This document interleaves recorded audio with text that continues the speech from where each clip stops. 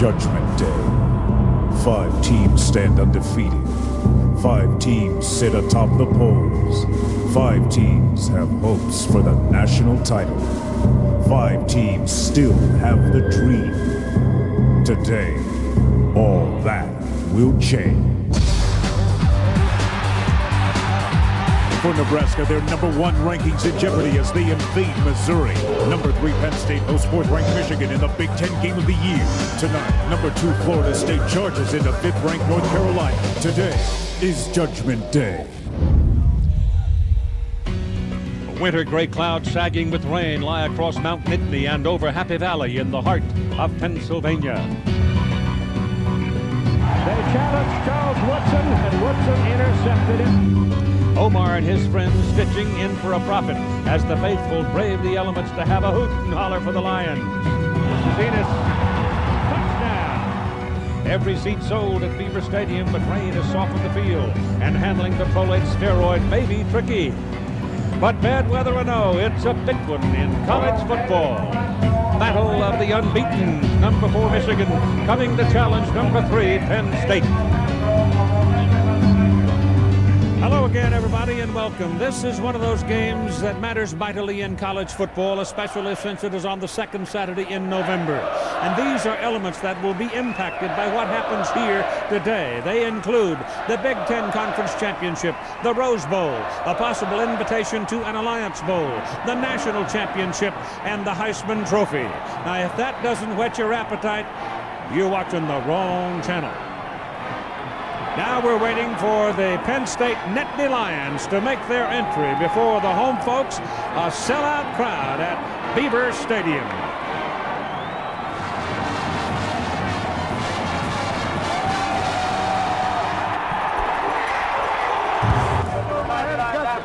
We'll do it again.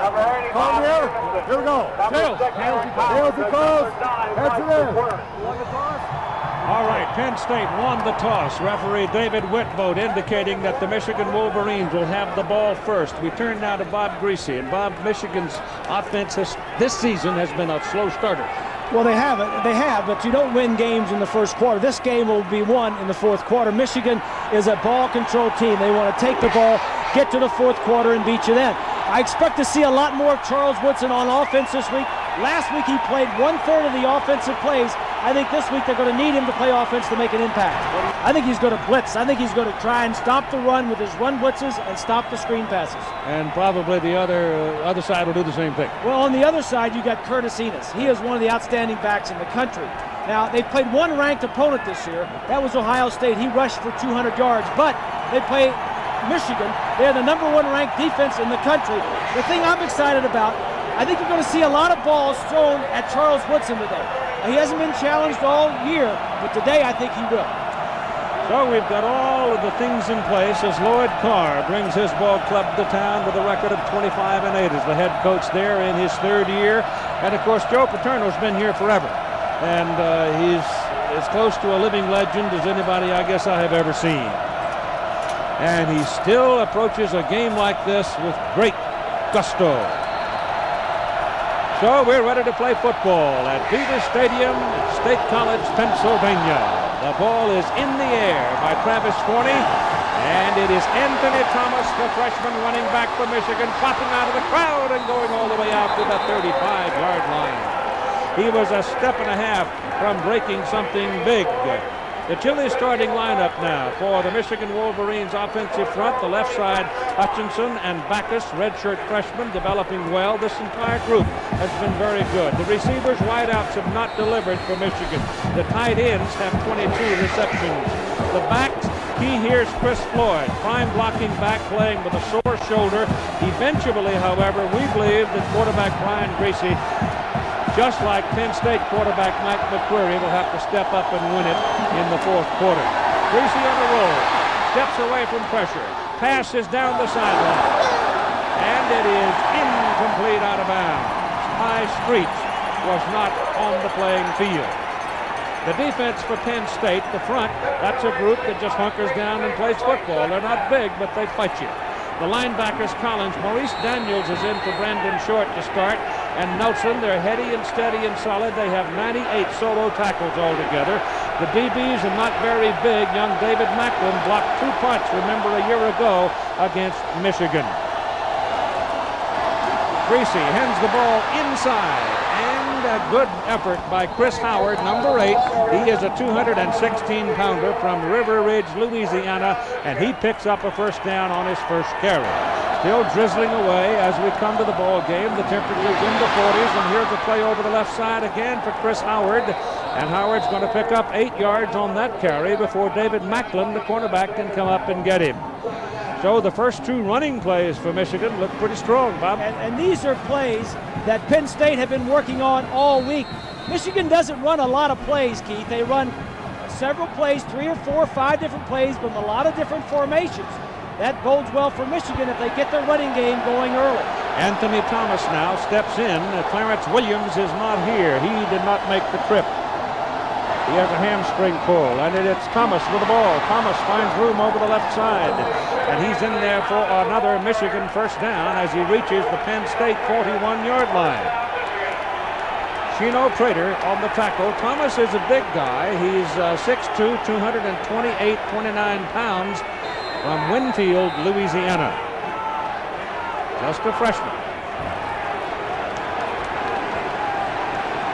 Put it right at the 42 on the Penn State side of the field. First down for the Wolverines. Greasy back. His pass is pitched to the outside, and falling down is Anthony Thomas, and he had daylight. He had green grass in front of him, but he tripped and fell. Penn State defensively, Keith, they're not real big. Here's a look at total defense in the nation. They're 59th, and they're 45th against the run. In the slot, one of 2 wideouts up there. Woodson, the celebrated defender. The ball is slapped down at the line of scrimmage. Greasy was trying to throw the ball to him. Woodson immediately drew double coverage, and standing right in front of him and the ball was Jim Nelson. So it's obvious that if he's in the short zone, one of those outside backers is going to be in his face. And if you're keeping track, that's one offensive play for Woodson, and one time they tried to go to him. I'm sure that Jerry will keep that in his mind. So it is third down and 16, and Woodson now is going to be at the bottom of your picture, out of the shotgun. Greasy gets away from the pressure, gets his pass away. It's too high, and it's incomplete, intended for Woodson. There is a penalty flag. The penalty flag is thrown where Greasy was taken down by Brandon Short, who has come into the ball game. David Whitboat is the referee. Roughing the passer against Penn State. So that is a fortuitous call for the Michigan Wolverines. Joe was complaining yesterday when we had lunch with him about the silly penalties, and this is certainly one. This would have forced a punt. There is no question that that is a foul. I'm sure that every defensive team, Keith, wants to come out and get to the quarterback, intimidate him, hit him, knock him down. Right. I'm sure that was in both locker rooms before they came out. That was just a little bit late. Brandon Short, who had been injured and has come back, he did not play last week. In fact, I don't think he even made the trip over to Northwestern, and he might be just a tad rusty. He did practice this week, but as Bob said, it's an effort to get in and get to that quarterback early on. It's important. So the penalty makes it a first down at the 32-yard line. Opening possession of the ball game. No score. Shaw is the man in motion. It's Howard, and Howard is hit behind the line of scrimmage. This time it's Brandon Short, and he got his man, and he rejoices in a penalty-free moment. Brandon Short was hurt in the Ohio State game 3 games ago, and he tried to get back in the following game, and he went to Sandusky on the sideline, says, "Coach, I can play. I can play." The 43 right in the middle of your screen, Sandusky said, "No, no, no." So he went to Joe Paterno. Paterno relented, let him in. He re-injured it. Now he's missed the last 2 ball games. And it's second down, 11. Greasy back to throw. Brown puts it down the middle. The pass is caught by Jeremy Tooman, his tight end.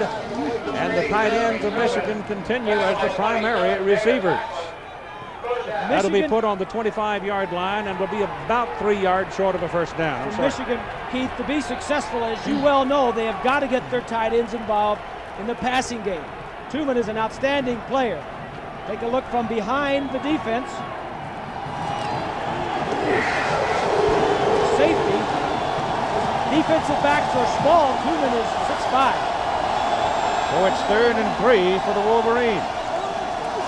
They're throwing for it. Greasy hit, but gets the ball off. Thrown hard, caught at the 20, and caught for a first down again by Jeremy Tooman. And Brian threw a bullet, but he stuffed it right in there, and big Jeremy hauled it in. Well, 2 nice plays here. One by Brian to get away from the sacker and to keep it alive, and then Tooman, who was well covered. Take a look. 44 is Nelson, gets a free shot and misses, and then just a good coverage. And Macklin's all over it. Yeah, but he's just too small. He's 5'9". He's covering 6'5" Tooman. First down. So at 10:50 to go in the first quarter, it's first down. Michigan at the Penn State 20-yard line, and this is Chris Howard hammering into the middle. Chris coming off some cracked ribs. He moves the ball for 4 yards down to the 16. So the Wolverines trying to depart from what has been their norm, and that is falling behind in the first half. In 6 of the 8 games they played, they have been behind in the first half. Michigan has done very well inside the 20-yard line. 87% of the time they have scored. This is a typical Michigan possession, too. It's the 11th play of the drive, so they just nickel and dime it down the field. That's Thomas, the big freshman running back, and he penetrates to about the 11-yard line. They've got to go to the 10, and I mean exactly on the 10 to get their first down. Let's see where they have marked his progress. They put him at the 12, and it'll be 2 yards on 3rd down. Very soft, light little cool rain. Cool my foot, it's cold. They're down in 2. Thomas didn't get it. Nelson and Matt Fornato came in and took his feet away. Big Jim Nelson was slammed in there and went low to get him. Take a look, this play is going to be right up the middle. It's just going to be right up the center. Go ahead and run it.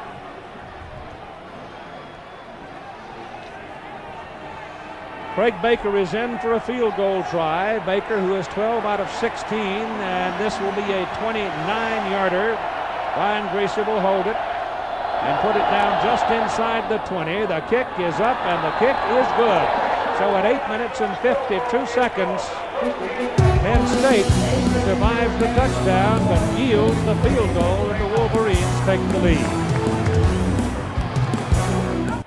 So the Michigan Wolverines use 6 minutes and 8 seconds, march it down for a 29-yard field goal to lead 3-0.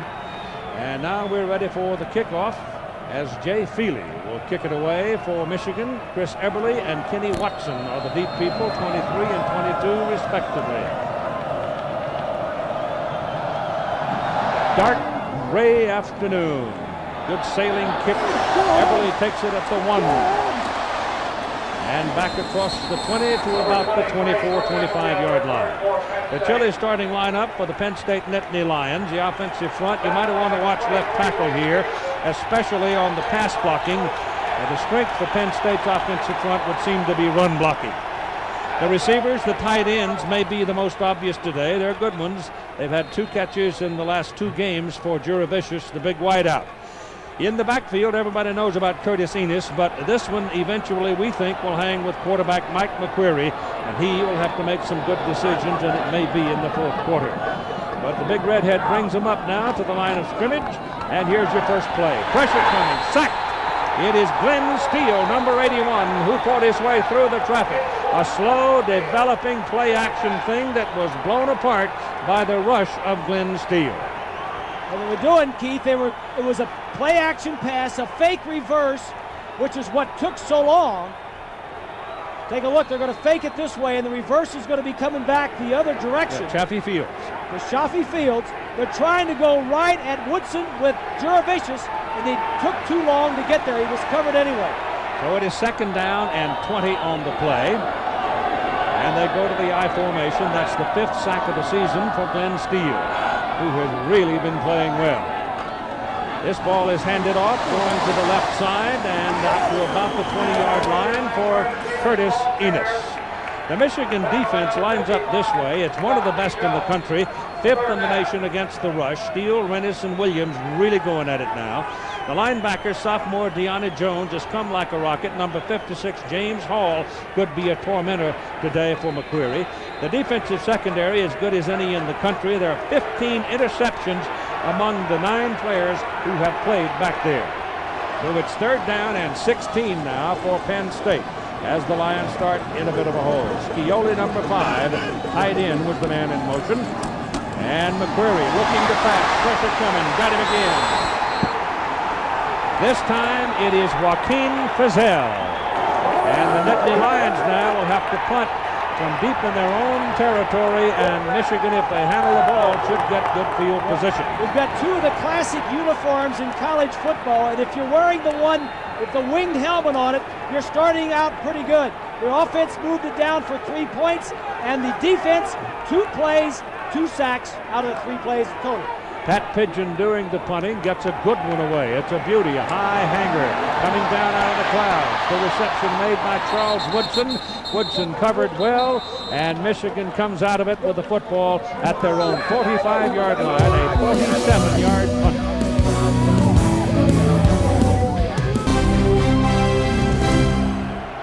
Sellout house, Beaver Stadium. Michigan leading 3-0. Second possession starting at their own 45-yard line. Chris Howard, the deep back. Play action. Greasy throws. Man wide open. Pass caught by Jeremy Truman, the tight end. And it'll go over to the Penn State side of the field at about the 37-yard line. Thank you, John. Larry Smith, great season. First down, Wolverines. Ball handed to Chris Howard again. Slants over the right side, picks up a couple of 3 yards on that carry, and we're at 6:15 to go in the first quarter. Michigan certainly has the upper hand here. I thought that first down pass call by Mike DeBoard was a big one. The Lions were blitzing. That is one of the staples. What's one of the plays that Michigan runs all the time? It's the counter, the bootleg, the tight end coming across, and that's what got this drive going on first down. Truman has caught 3 passes, 31 yards. Chris Howard, 5 carries, 24 yards. Greasy back to throw it. Looking around, takes off. Had a hole over the right side. Got away from one. Gets his first down as he's knocked out of bounds at about the 45-yard line by David Macklin. This kid's a quarterback, not a fullback. First down, Michigan. But everybody was covered. Good read by Brian. Looks downfield, and he just takes off. Yeah, there ain't no speed genes in that family that I've seen. Oh, just be nice. From the 26-yard. Russell Shaw is the man in motion. This is Howard back in traffic. Good cut by Howard, and he is taken down at the 16-yard line, just inside the 17. Aaron Collins and Brandon Short, the 2 linebackers, got him. It's the offensive line of Michigan, Backus and Hutchinson, Adamy, Zeman, and Jansen that are opening the holes early in this ball game, Keith. Aaron Shea was in for a moment at the double tight end alignment, and now Campbell goes in, replacing him, number 88. They had a pretty good week. Each of them caught 3 passes last week in the absence of Truman. It is second down and about a yard. Ball goes to Chris Howard over the top, and he's got the first down at about the 11. Dave Grant is now in at the right guard position. He played there last week in relief of Zeman, who was a bit dinged up, and did a good job. This offensive line is winning the battle. You hear about Big Ten football in November. Well, we've got this type of day, Keith. It's overcast, it's rainy, it's cold, and you better be able to run the football, and this is what's going on. Physical play in that offensive-defensive line. The freshman Anthony Thomas comes in as the deep back, replacing Chris Howard, who may still be a little bit tender. Thomas gets the ball, going outside, got good speed, headed the corner, touchdown Michigan. The big block came from Steve Hutchinson, one of those redshirt freshmen on the left side of the line.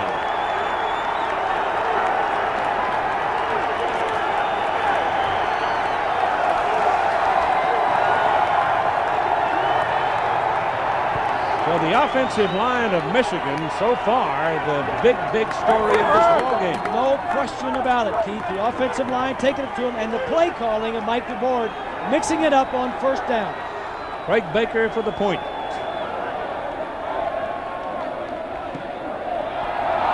It's good.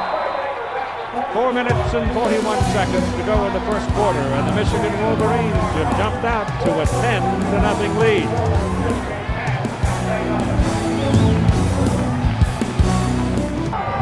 A bit surprising, Michigan out to a 10-0 lead in the first quarter. They have started rather slowly in most of the games they played offensively. But not today. Maybe a carryover of how Penn State has been playing, Keith, the last couple of weeks. Could be. Their last 3 games, they've won by a total of 8 points. This is Chris Everly from a yard deep in the end zone. You can hear the whack and crack all the way out to here as he's taken down at the 21. Look at the touchdown, Keith. The guard right here, that's Hutchinson's going to get a nice block. And Shea, the tight end, is also going to get a nice block. Watch as both those guys pull. Right there, one block and another block, or at least a half a block on Macklin, allows Thomas for the score. Shea gets through. It's tough to bring that guy down, even though he's a freshman. He's a big kid, isn't he? 229 pounds. The ball is out at the, call it the 22-yard line, where it's a first down for Penn State.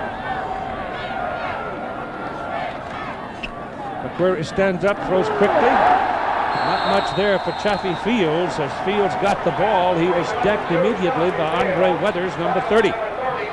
Keith, the pressure is already on the Penn State offense. This defense is one of the best in the country. They lead the nation in fewest points allowed, and total defense and pass defense. Penn State opened the game with a flea flicker. It was going to be a reverse pass to Jurevicius. So they were wide open coming in. They were going to loosen things up. Now Joe says, let's get back, get some confidence for our offense. They've had 4 plays, and 3 of them have been for loss of yardage, and Penn State's moving. Penn State moving ahead of the ball, so clearly the Nittany Lions are rattled right now, trailing 10-0, and just made another mistake. Brad Scioli, the tight end, seemed to be the man who moved too soon.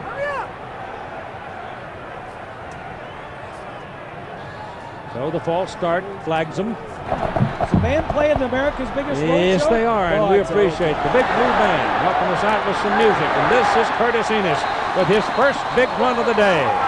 The big guy from Ohio, pounding along, gets it out across the 25-yard line.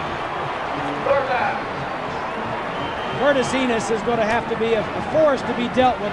Blick, number 78, the big offensive tackle, is going to get out in front of him. But Enos is big and powerful, but yet he's shifty. Right there, the defensive back, I believe it was Hendricks, came up and didn't make the tackle. Just powerful legs. You can't arm tackle this guy, boy. You got to wrap him. He is a powerful man. McQuarrie back. Has some time now, looking around, can't find. Takes off. He runs better than you might think, but he pays a bit of a price there as he is slammed to the ground at the 30-yard line by Ian Gold. That just shakes me when I see those quarterbacks downfield lowering their head. Mike, get down, get as much as you can, and then get down. Keith, I had an interesting phone call last night. I'll tell you about it in a minute. Well, Mike's 222 pounds, so he's not a gimme at 6'4". Has to do with Mike McQuarrie. Pat Pigeon is in for his second punt. First one was a dandy, 47 yards, 2:20 to go first quarter. Waiting for it is Charles Woodson. High hanging kick. If he gets him up there all day long, they won't be able to retain it. Fumbled. But Woodson gets to it quickly. However, he's inside his own 20-yard line when he gets possession. So the kicking game for Penn State looks pretty good. That's a 50-yarder. If there is a plus on the kicking side, it definitely has a blue shirt on. That one got up in the clouds and got wet. Very high. Woodson has done this all year. I've never seen him drop one. This may be the first one he drops, and he's fortunate to get it back with 2 Lions there fighting for it. Now the crowd starts to come alive a little bit. They were pretty quiet there for a while. 2 minutes to go in the first quarter. From the 19-yard line for Michigan, Gracie hands the ball to Chris Howard, and he's out across the 20.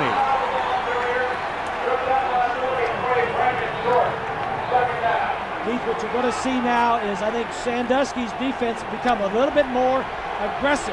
They're going to do run blitzes to stop that running game and play more man-to-man coverage and force Michigan to throw to their wide receivers, which they haven't done in the last few games. Well, the receivers have not been productive.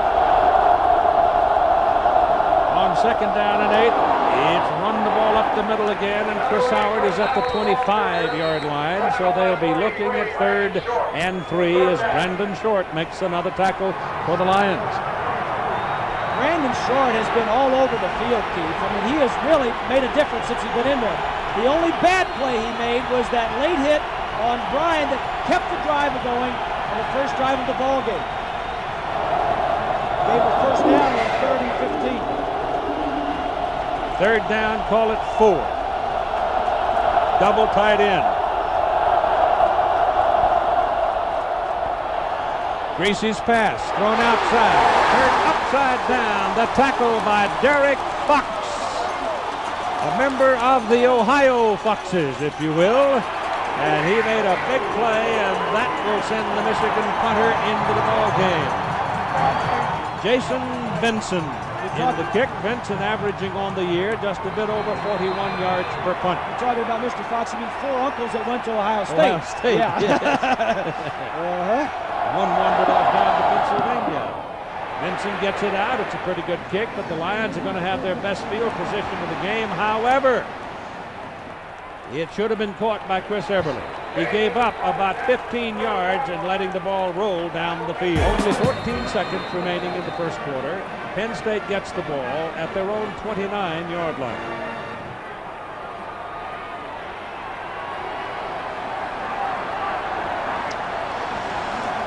One big run so far by Curtis Enis in the game. McQuarrie back.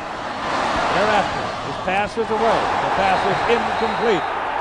Sam Sword, number 92, defending on Concho Brown, the tight end. Sword has the tight end on coverage. The middle linebacker. That's just a nice play. First down passing again. Franny Ganner, the offensive coordinator, trying to get something going against this Michigan defense. 8 seconds. This should be the last play of the quarter. 2nd down and 10. Brown moves over. 5-man front for the Wolverine defense on this play. McQuarrie gets his pass off and it's completed to Bob Stevenson. And Stevenson dealt it out of bounds with a first down. He is in at fullback, number 80. He's a tight end who moved over. Remember, they are without their first 2 fullbacks, Jason Sloan and Aaron Harris. They may be without Stevenson. It's Taylor and Stevenson on the sideline, and I haven't seen either one of them move yet. Watch this collision. Wow. Woo. That's powerful. That is Penn State's first down, and they may have paid a big price. You got a timeout for the injured player. We played a quarter. Michigan leads it 10-0.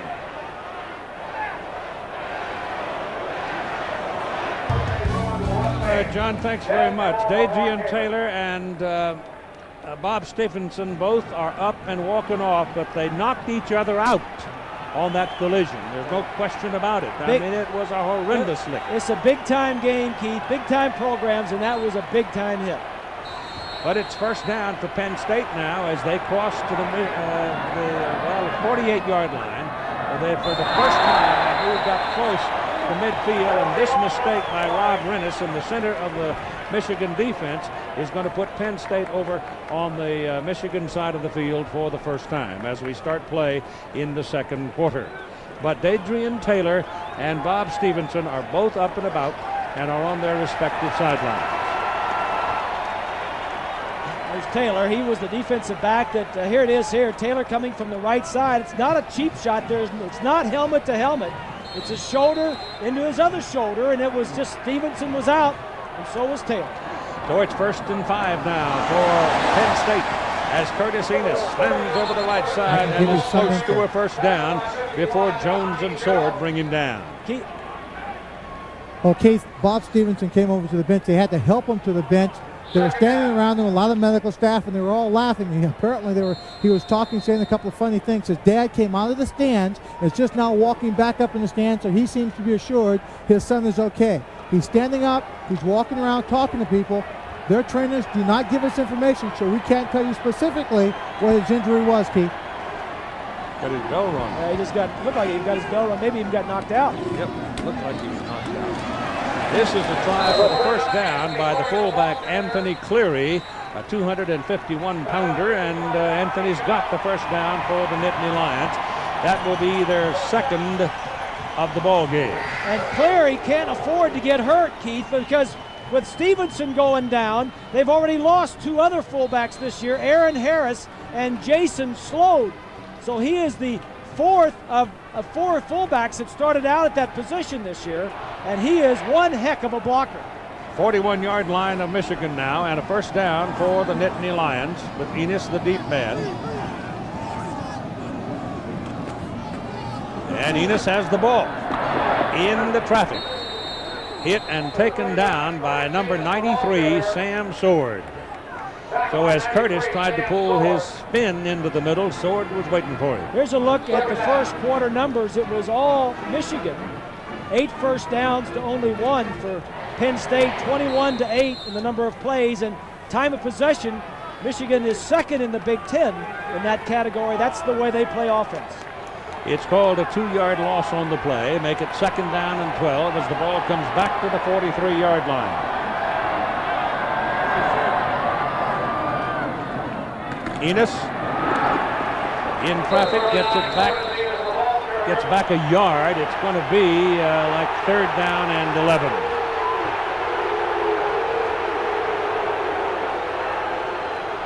I mentioned I got a call at the hotel last night. It was from a Penn State fan, but he was not irate.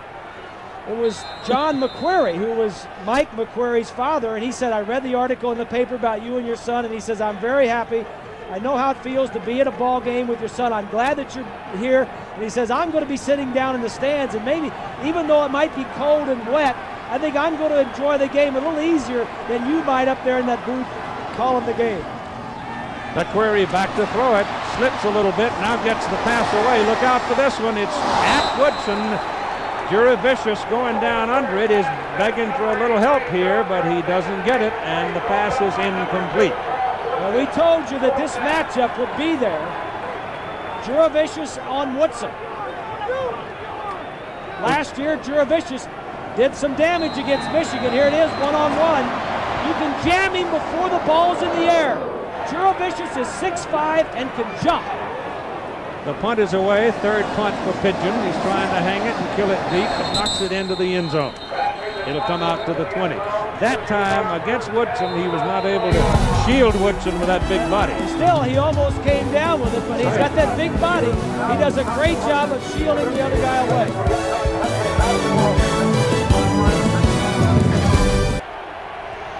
Defensively for Penn State, Karpakis, number 37, is in there. He's been a load this year. He's been playing very well. First down for Michigan from their own 20-yard line.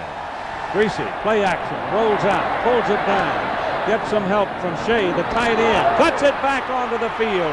Still going, and finally brought down by Gino Prater. And the last time Brian Greasy ran that far, his dad was chasing him with a stick. With the oxygen. I tell you, I gave that kid something right here. I used to run this way in the old days. Nobody believes that he's going to run it. They all think he's going to throw it. They're laying back. They can't believe that he ran it. And it's first down Michigan at the Penn State 40-yard line. That's the longest one of the year for Brian Greasy. Give it to somebody else here, Chris Howard, and Howard trips a bit, actually tripped over Aaron Shea as he went up the middle of the Michigan offensive front is handling the Penn State defensive front better than Ohio State was able to do it when the Buckeyes was here.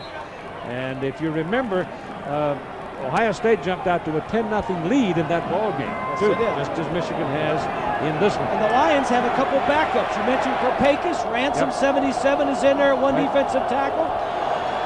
Ball is on the 37-yard line. We're at 2nd down and 7 now. Greasy back to throw. Down the middle, wide open. It's Woodson. Touchdown, Michigan. Charles Woodson in the slot. Broke free in the middle. There was nobody around him. Broken coverage by Penn State. 37-yard touchdown. Jerry Sandusky cannot believe it. Says if anything, when Woodson comes into the game, we should have 2 guys there. We had nobody covering it, and Greasy found it. So that'll send a bit of a quieting mood through this huge crowd at Beaver Stadium. Craig Baker for the extra point. It is good. And at 11:07 to play in the first half, they go 3 plays, 80 yards, and Michigan leads Penn State by a score of 17-0.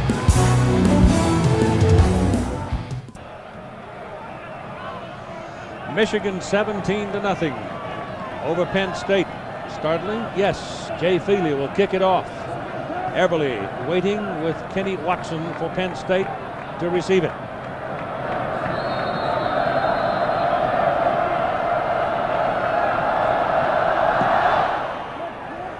Driving kick to the 4-yard line. It's Eberle. Breaks out of the pack and is knocked out of bounds up around the 34-yard line, and a penalty flag is thrown up around the 39. Here's Woodson here. He's going to go straight down. Fox is the man that misses the jam on him. Fox is going to try and get a jam. Woodson just gets around him and goes straight up the field. Throws the ball over Collins, number 6. Here he is right here going straight down the middle of the field. Go ahead. Throws it over Collins right down the middle of the field. A missed assignment. Somebody needed to be in the middle of the field. Either Fox, number 4, was responsible man-to-man, or the safety on that other side should have been in the middle of the field. And on the kickoff, Penn State is flagged after the run by Eberle, during the run by Eberle, for holding. And so the good run, which would have given them the ball up around the 35-yard line, negated by a 10-yard penalty, puts them back at the 24. Penn State offensively needs to settle down and get some momentum going. They have not done anything. Their last possession was 7 plays. They moved it a little bit, but they need some confidence against this Michigan defense. Jurevicius goes in motion. Hand the ball to Enos. Enos is stacked up in the middle of the line. Hendricks, number 41, coming up out of the secondary to help on the play, but the big guy down at the bottom is Rob Rennis, the middle guard, or nose tackle. Put the ball just over the 25-yard line, make it 2nd down and 9. McQuarrie throws, and it is off the hands of Anthony Cleary, the fullback, trying to break to the sideline. Penn State uses that play. They've used that play as long as I can remember. And that time it was a little bit off the target, and Cleary couldn't Somebody reel it in. needs to make a play, Keith. Cleary catches that ball. Franny Ganner, the offensive coordinator, saying yesterday that Michigan defensively, the defensive line, Williams, 91, and Steele, and Arenas and Hall can dominate the offensive line by themselves. They don't have to blitz all that much. Chaffee Fields is in now, and he's the man that some people thought might have some success against the Michigan secondary. McQuarrie back, gets away from the pressure and lets it go downfield for Chaffee Fields, and it is incomplete. He was running right at Woodson, and it'll be 4th down for Penn State. So Keith, then I thought he threw the ball downfield when Mike had a guy running a square in that he could have picked the first down up on. But instead he goes deep to Fields, who is the fastest guy on the team. If you're going to complete that one, you got to throw it more across field, let him run under it. Pat Pigeon's 4th punt now in the first half, 47, 48, and 43. He's done a good job. He didn't get a whole lot of this one, however, and it's going to kick sideways and roll toward the sidelines, and Michigan's going to have very good field position. First down at about their own 43, only a 32-yard kick. I'm sure Mum feels a lot better about it. On the 43, first down for the Wolverines. Here coming around, it's Woodson on a reverse, but now there's a lot of blue shirts after him, and they're going to get him. So the reverse that Woodson ran a week ago alerted Penn State, and they were having none of it here. He really is. This is Howard, and Chris Howard getting some help downfield. And it's Brandon Short who reached out and got him and saved a touchdown. Brandon Short with another big defensive play. Great blocking by Anthony. I'm not surprised at that. Oregon has always been pesky for Washington. This is Anthony Thomas carrying the ball for Michigan, and he's down to about the 35-yard line for pickup of 5 yards on the play. So Nebraska and Missouri are even, and Oregon's beaten Washington with Sheehy out. And Brock Heward not starting today because he's re-injured that ankle he hurt in the Nebraska game.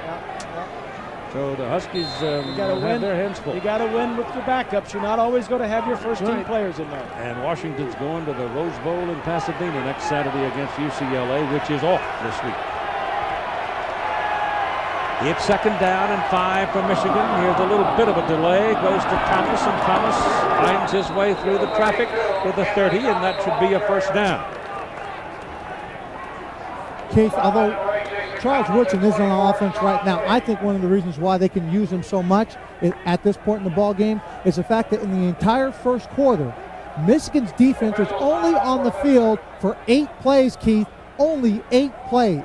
That means that Michigan's offense is controlling the football. They move it down the field. You know, they come into this ball game having driven the ball over 90 yards 5 times prior to this ball game. If you can do that, you can keep your defense fresh. And if your defense is fresh, that means that Charles Woodson can play a little more offense for you when you need him.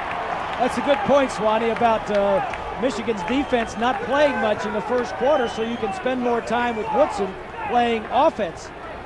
Lloyd Carr said early in the season, he said, in September and early October when it's hot, I may not use him as much both ways, but when it gets cooler, I may use him more on offense. Well, here's the numbers. Michigan's rushing game, 19 carries, 117 yards here in the first half. And that clearly defines it. That's a pickup of about 2 yards on that carry by Chris Howard. But the Lions locked that one up pretty quickly. And there's a gain only of a yard, so call it second down and 9. And our clock shows 8 minutes and 10 seconds to play in the first half.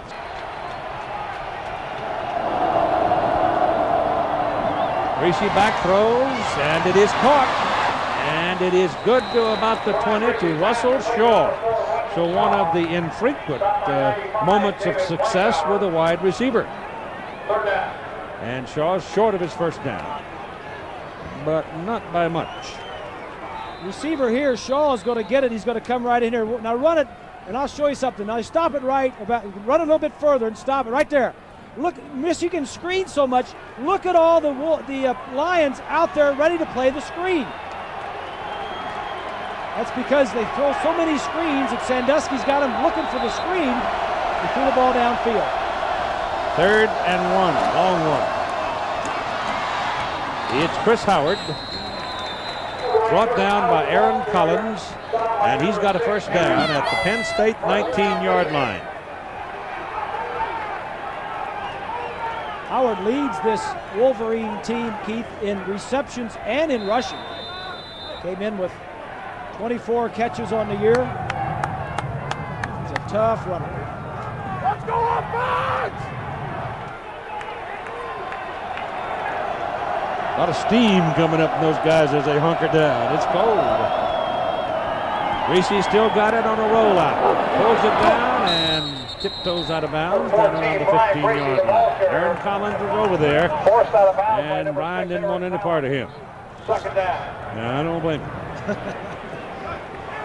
Collins is an academic All-American. And that's right. Brian and Aaron Collins both have won those $18,000 foundation scholarships. He called me last week. He says, I saved you 18 grand. He says, I got a postgraduate scholarship from the football foundation. That's terrific. Aaron Collins got one. Collins is a good player. Making his 33rd start for the Lions here today. Second down and long 5, call it 6. Pass to the sidelines. Pass is caught by Anthony Thomas out of the backfield. And they're going to put him out of bounds at the 8-yard line. And that will be 1st and goal, Michigan. Keith, I just want to put a little exclamation mark behind Aaron Collins and that scholarship. You know, he's one of 19 children, and he's got that scholarship. Everybody in his family, except for one of the kids, has earned a scholarship to college. And the reason why the one hasn't earned a scholarship, well, he's not ready for college yet, Keith. We haven't had one yet, right, Lynn? I mean, they got another he in that group? Wow. Oh, yes, my gosh, he's a linebacker, too? Chris Howard from 1st and goal at the 8, and he's going to stop right about the line of scrimmage, and it's Aaron Collins, number 6, along with Matt Fornattle, who makes the hit. Number 6, Aaron Collins, has been around. He's a 5th-year senior. He's one of the leaders on this ball club. Good play defensively. They need somebody to step up and make a play here to stop, at least force Michigan to try a field goal. 2nd down and goal from the 8-yard line. Thomas joins Howard in the backfield now. Different kind of a formation. Greasy throws, and it is touchdown. Jeremy Truman. So the big tight end reels it in at the goal line and tumbles down in hallelujah land. The Michigan offense, Keith, has just been methodical, and they've just taken the ball down and scored and made the plays when they've had to make them. Joe shucked his coat. He's steaming. The extra point try is good. So it's Michigan 24, Penn State nothing, with 6 minutes and 10 seconds to play in the first half. Ready for the kickoff from Michigan. Pretty good first half for Brian Greasy. 10 out of 12, 109 yards, 2 touchdowns, and he's run for 52 yards and completed 9 straight passes. Kick is short, 9-yard line. Chris Eberle coming up the middle of the field to the 26-yard line. Let's go back to the touchdown. Penn State was in a blitz. These 2 linebackers are going to come. 2 minutes here, he's going to come. He's matched up on a small defensive back. That's Macklin. Macklin is 5'9". Watch Tubin get into the end zone. Now he just shields him. He's covered, but he's 6'5" against the defensive back who's 5'9". Greasy sees it. The offensive line gives him time to throw. And it's another good drive for the Wolverines. And a severe case of shock right now grips the stadium. Here's Jurevicius getting loose in the short zone out around the 32-yard line, making the catch and move the football. So here is McQuarrie, who his own offensive coordinator said got a little deep happy early in the season and started to spread it around last week. And this is the kind of thing that he's going to have to work with now. Exactly. This is what they need to do to build the confidence of McQuarrie and the rest of the offense. 2nd down and 4. There's your 1st down as Curtis Enos moves the ball to the 38-yard line where Marcus Ray gets his first tackle of the day. Here's a look at the first 4 possessions for Penn State. They've punted all 4 times, and 3 of the 4 times they were 3 plays and out. Field position never better than their own 29-yard line. 5:15 to go in the first half.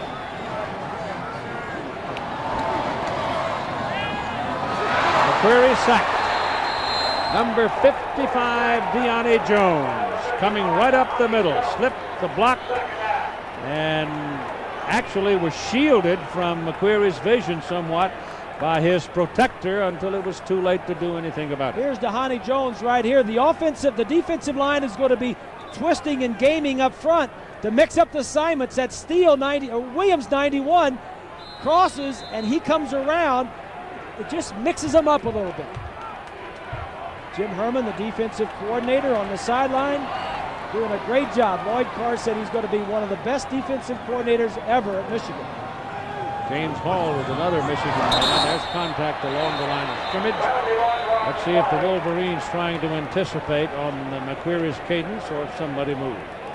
Steele and Williams were the 2 men who made the contact. for the Wolverines. Offsides against Michigan.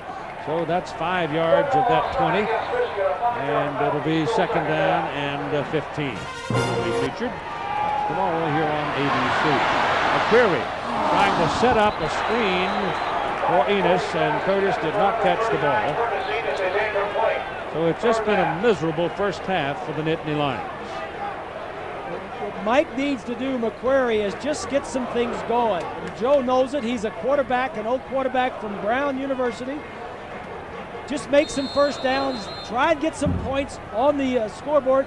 Here's a look at McQuarrie. He's been knocked down, he's been hit, he's been sacked. And that's what Michigan wanted to do, get in McQuarrie's face. 3rd and 15 from the 35. McQuarrie got away from one behind the line of scrimmage, gets away from Jones, and now gets rid of the ball, and it is incomplete. Almost caught by Scioli downfield, tight end. Joe Nastasi was right behind him. Joe took a shot at it and neither could get it. And so they'll have to punt again. Well, Michigan gets good pressure on McQuarrie. Mike does the play action pass and does a nice job of moving around here. Just couldn't find anybody. Russell Shaw is the deep man for Michigan, comes over and calls fair catch, and there's a penalty flag. Penn State is asking the call be made against Michigan, and let's see what it is. I think that's going to be too close to the receiver, Keith. It seems like all of the would have seemed the thing, yeah. All of the breaks are going Michigan's way here in the first half. Yep, it's against Penn State. Askari Adams came over and said something about being pushed in the back. And that's what Joe was saying. He pushed him into it. But the man wearing the striped shirt didn't see it that way.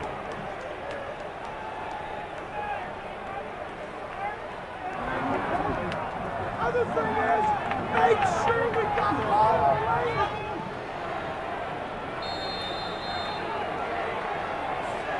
Right, Michigan ball out on the 32-yard line. Here's Floyd. Chris Floyd coming out of the backfield for the first time. He brought a very sore shoulder to practice this week and didn't get a lot of work. Gets his first carry in this ball game and made something out of it. He got about 9 yards. You're right, Keith. He's a fullback. He doesn't carry the ball much. He catches it a little bit, but Brian Greasy calls him the most valuable player on offense for the things that he does, blocking for those backs, protecting the quarterback and knowing who to pick up, and then catching some passes out of the backfield.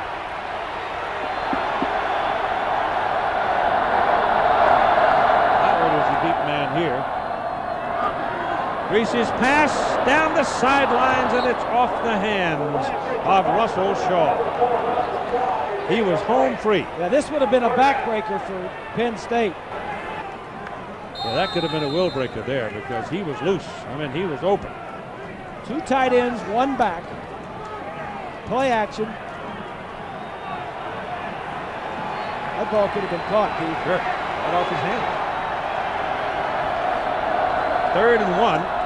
They go for the first down, and carrying is Howard, and Chris is in a big fight trying to get the first down, and I'm not sure that he made it.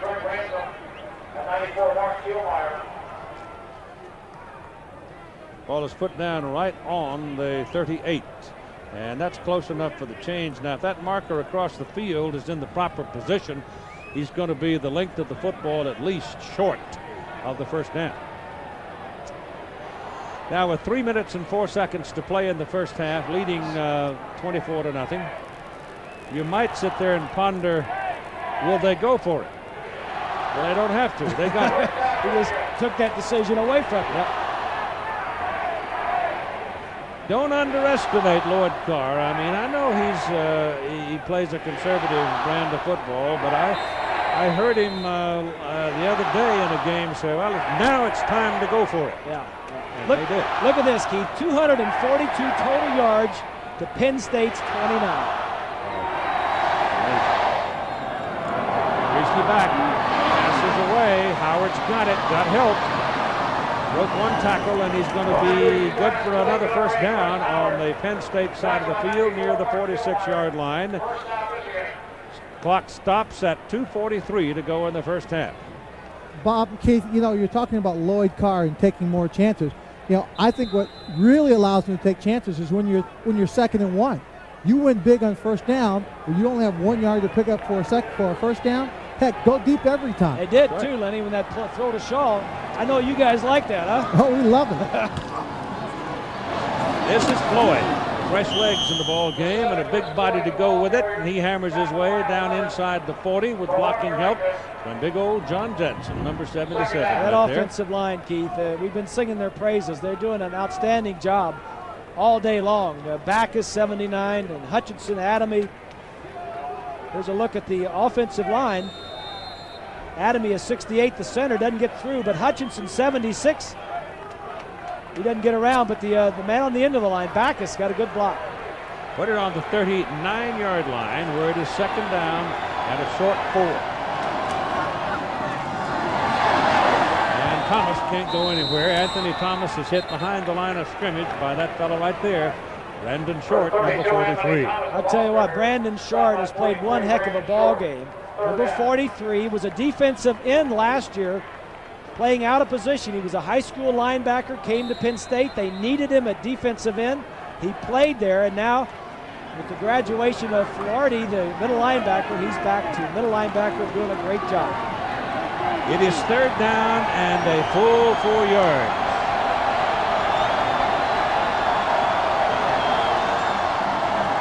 Gracie slipped as he started to pass, trying to set his feet, slipped out from under him, and Michigan will have to punt. The attendance today, 97,498. That is a new record and the 3rd time it's been broken this season. 97,498. You don't think they don't like their college football in Pennsylvania? And it's been a quiet crowd too, Keith. Joe said he hoped that the crowd could get into it, but they've been very quiet here this afternoon.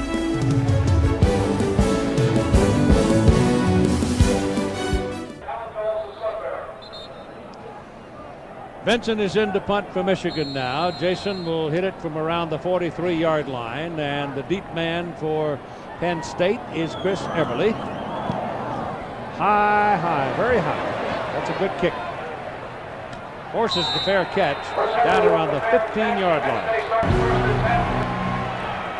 Penn State to the attack now. McCreary getting some pressure, gets the pass away just before he's decked by Josh Williams down around the goal line. Williams, number 91, a sophomore from Houston, Texas. Keith, I think that the story of the first half is the offensive and defensive line for Michigan. They are controlling the line of scrimmage. Williams and Steele and Renus and Hall on that defensive line and that offensive front for Michigan. A day for my troops, the Big Uglies. The Big Uglies, boss. You got it. Juravicius has 1 catch for 7 yards, 27 yards rushing for Enos. Curtis with the ball. Enos with those powerful legs pumping. He's out to the 23. Picking up 8 yards on the carry. Tommy Hendricks. Marcus Ray on the tackle. Inside trying for the first down and didn't get it. They don't get it. They gave it to Anthony Cleary, the big fullback, 251-pounder, and he's going to be a half a yard short of his first down. I don't know about that call, Keith. Giving the ball to Cleary, he's your blocker. I know it's you can't give it to Enos all the time, but I'd take my chances giving it to Enos with Cleary behind him. Cleary in front of him, excuse me. It's 4th and 1. It's a short one, but it's 4th down.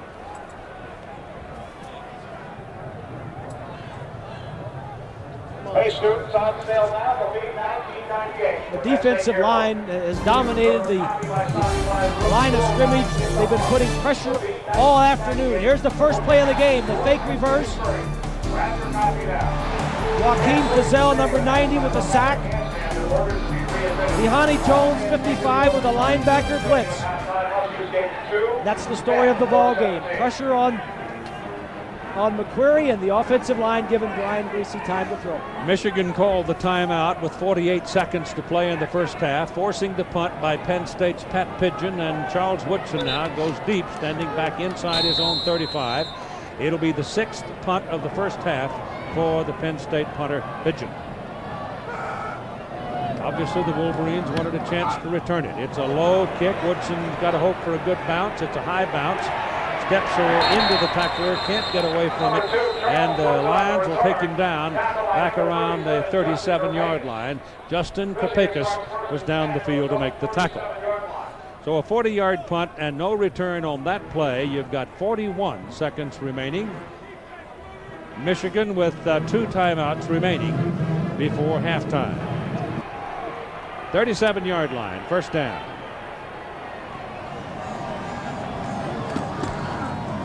This is Chris Howard running the ball.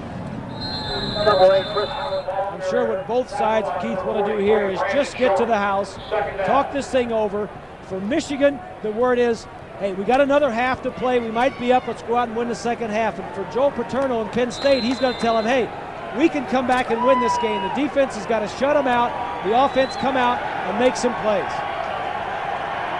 So we'll have, we're not going to mess with it. We're going to let it run out. So that's what we're going to be at halftime.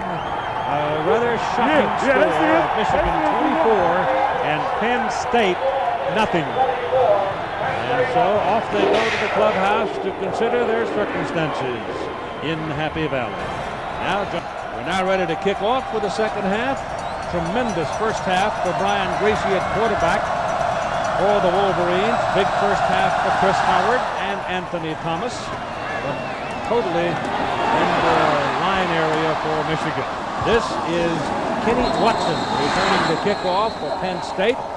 And so far tonight, nothing has gone very well for the Nittany Lions on offense. Here are your halftime numbers.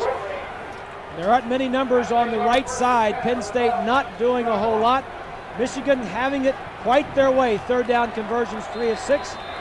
3 sacks, 43 plays to 24. They've had 19 more plays in Penn State. Football games go 60 minutes, so let's see what we shall see. Blackman returns and goes to throw it. He gets it off just as he is hit. The pass is completed out to the 25-yard line to Joe Juravicius. The man who was coming was Sam Sword, number 93. Penn State needs to come out and on this first drive make some positive plays. First down. Looks like Joe might be calling the plays. He just sent somebody in. But that play, almost being sacked McQuarrie and completing it, might keep this or get the drive going. Penn State needs to win the third quarter, Keith, and have this a 10-point or a 14-point game going in the fourth quarter.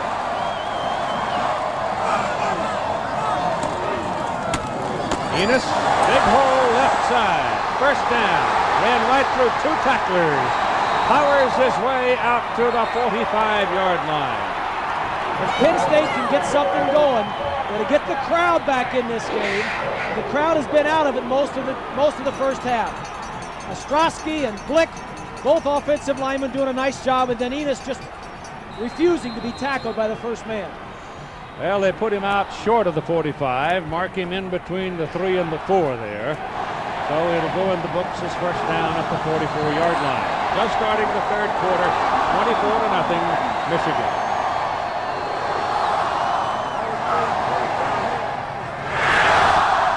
Enos hit behind the line of scrimmage. The ball comes out. Joaquin Feazell hit him, and the ball came out. But it stays in the possession of Penn State. If you're interested in history, this is the largest halftime deficit Penn State has ever had since Joe Paterno became the coach almost 3 decades ago. The previous biggest was 21 points against Alabama in '81 and against Pittsburgh in '84. Joe's not happy with the offensive line on that play. We're talking the offensive line coach. Paterno's calling the plays on this drive.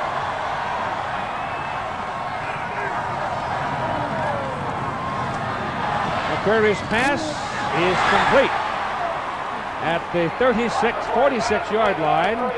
Andre Weathers covering Enos, but Curtis put that big body between them. There's Joe. He's an old quarterback. I asked him yesterday, I said, how much tape do you watch, Joe? Because if you're going to call plays, you got to watch a lot of tape of the other team's defense, and he watches a lot of tape in his home office. Most of the time, he lets Franny Gander call it. He says, well, let me take this drive every now and then. And he's taking the first one in the third quarter. 3rd down and 7.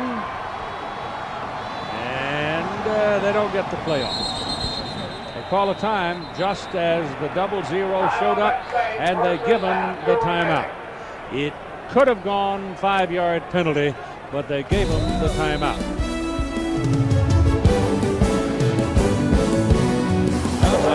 It sure does, and I can just hear him. He says, hey, we got our butts kicked in the first half. Everything went their way. It cannot continue to go that way.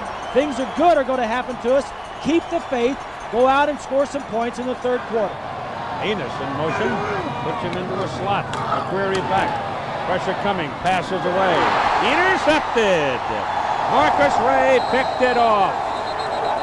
So they're looking down the middle for Juravicius, and Marcus Ray steps in front of it, and Michigan gets the football. Its first possession of the second half will come at its own 48-yard line.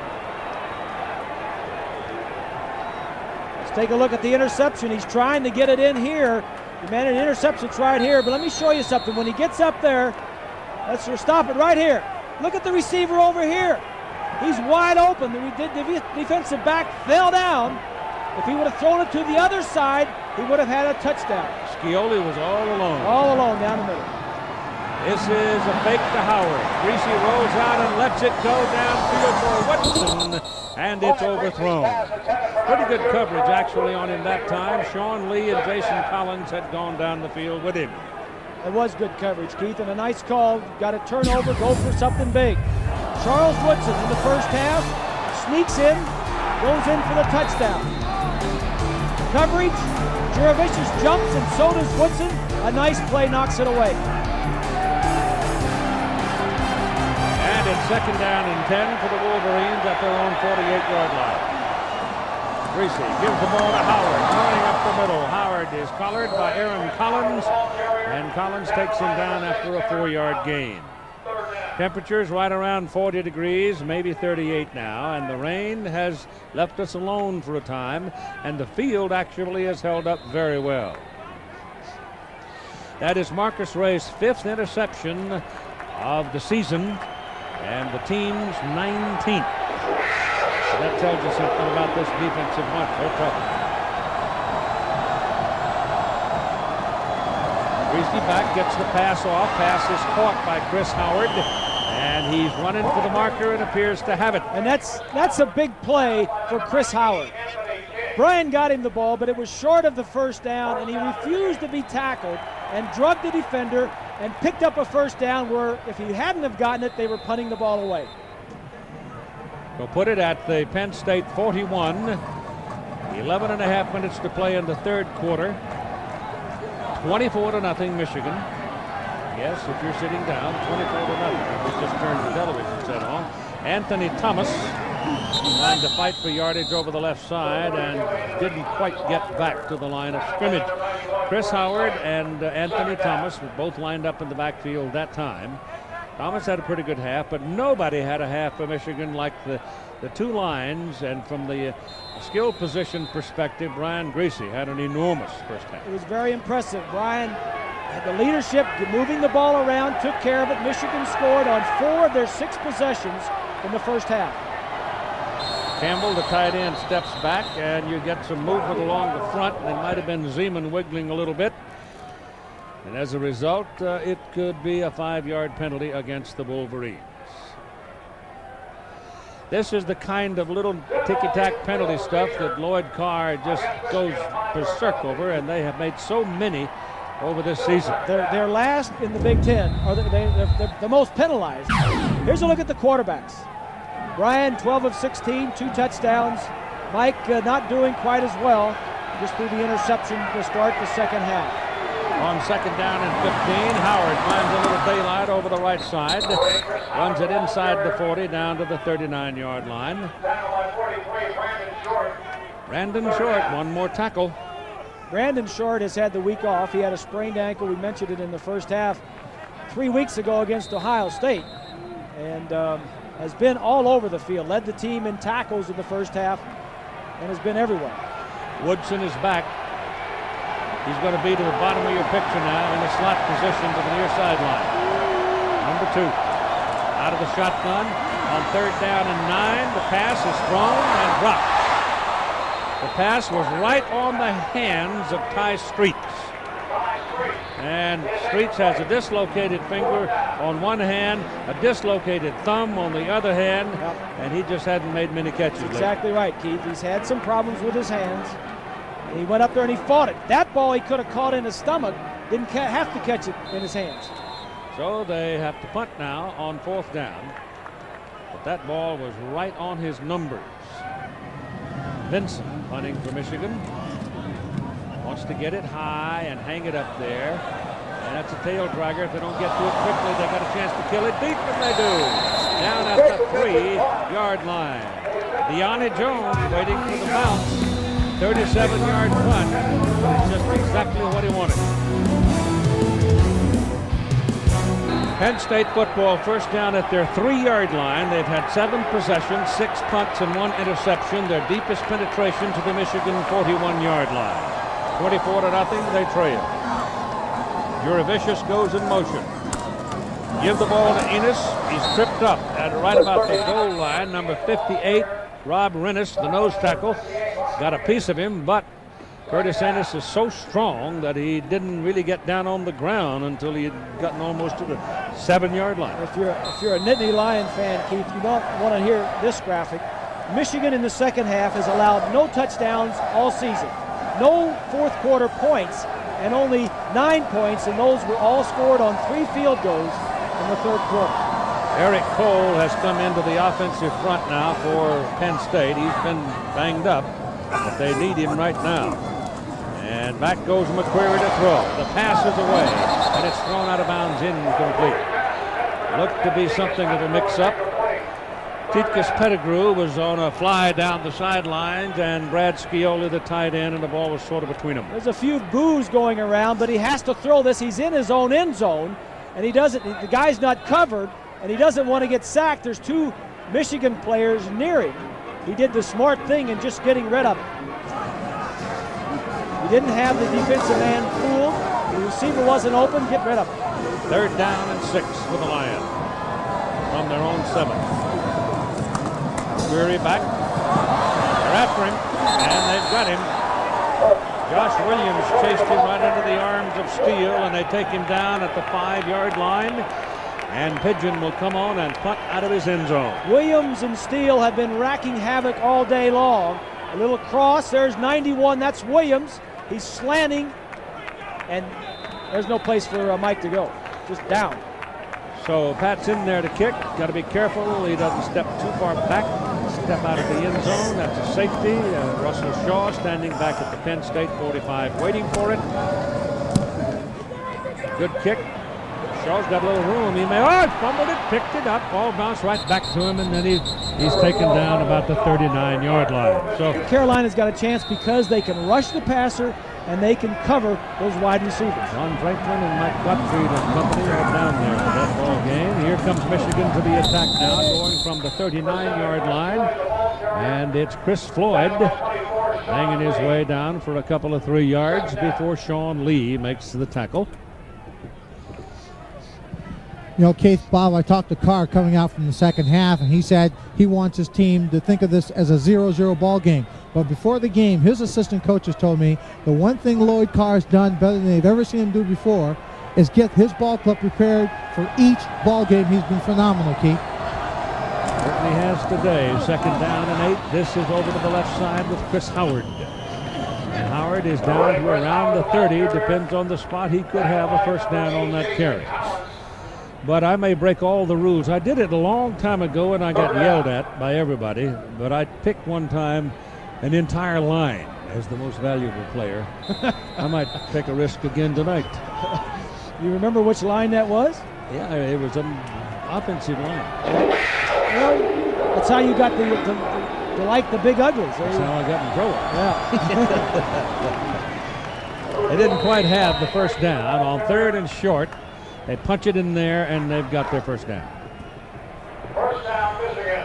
So the Wolverines are sitting now at the Penn State 29. They stick it in the end zone here, and that mountain is a lot higher than Mount Nittany.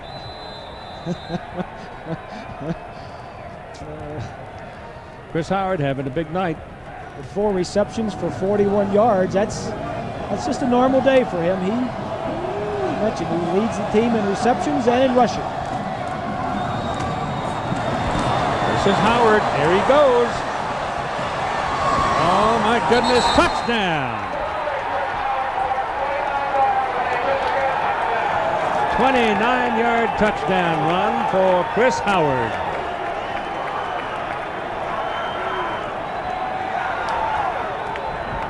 The offensive line, Keith, doing a great job. 2 tight ends that time. Howard stretching it to the sideline. And Michigan has got to feel pretty good right now because they came out, they scored first in the second half, and that's going to be a big confidence boost and really a deflator for Penn State. Could be a will breaker. Baker's kick is good. So at 6 minutes and 42 seconds to play in the third quarter, Michigan 31, Penn State nothing.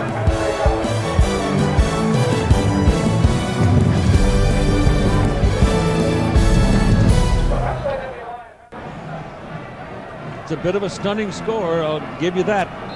31-0 Michigan. There's agony in the big house on the hill in Happy Valley right now. Ball bounces down to the 4-yard line for Chris Eberle. He's got some room up the middle. A penalty flag comes flying into the chase. And let's see about the call. Jim Augustine is the umpire, and Tom Ransom is the linesman. John Parry the line judge. David Whitvote the referee. It's against Penn State.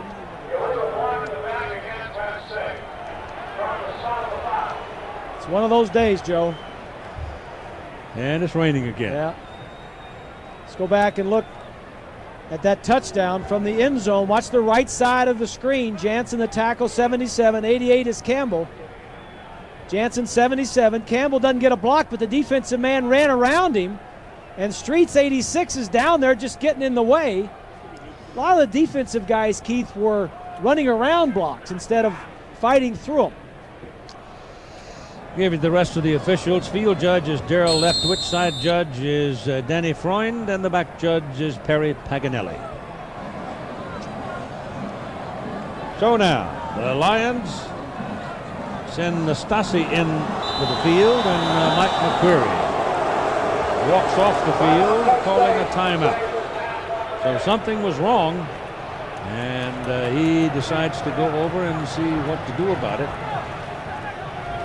Nastasi came in late, and I don't think there was enough time left on the clock. I think that basically was the reason. Like Bob said, there just ain't nothing going right today for the Lions.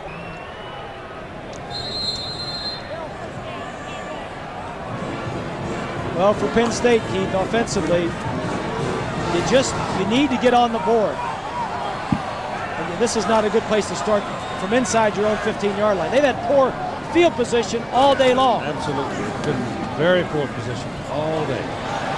Swing it outside to Curtis Enos, trying to give him a little room to get started, but now Michigan has the luxury of a 31-0 lead, and they can really gang up on Curtis. Fiesel's had a good ball game. He was involved right from the very beginning, got the first sack of the ball game. And that was a big play, Keith, as we document. I think the other big play was the roughing the passer on Michigan's first drive of the game. It was 3rd and 15. It gave them a first down, and they went on down to kick a field goal. I think that set the tone for the ball game. 2nd down and 7 now. McQuarrie gives to Enos. And they're just trying to grind it up the field to give themselves a little room to operate, but that one is going to expire at the line of scrimmage with Sam Sword involved. We've been talking about the defensive line, the line of scrimmage. Renas 58 goes around the center, and Sword runs right through the huge gaping opening. It's speed and quickness for Michigan and strength. Those guys up front, Steele and Williams and Renas, are three of the strongest guys you'll find anywhere.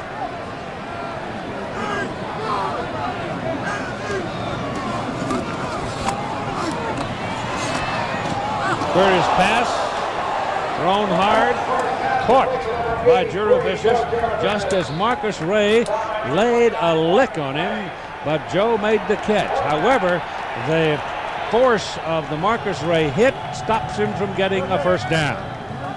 Juravicius hasn't caught many passes today, and this is going to be one that we wish he hadn't caught. If you don't make a first down, that's only the third reception for him today. Lions have to punt. Joe's head's ringing. And Pigeon's kick is a bit short. It's going to bounce sideways and go on out of bounds at about the 41-yard line. But once again, the Michigan Wolverines will have good field position.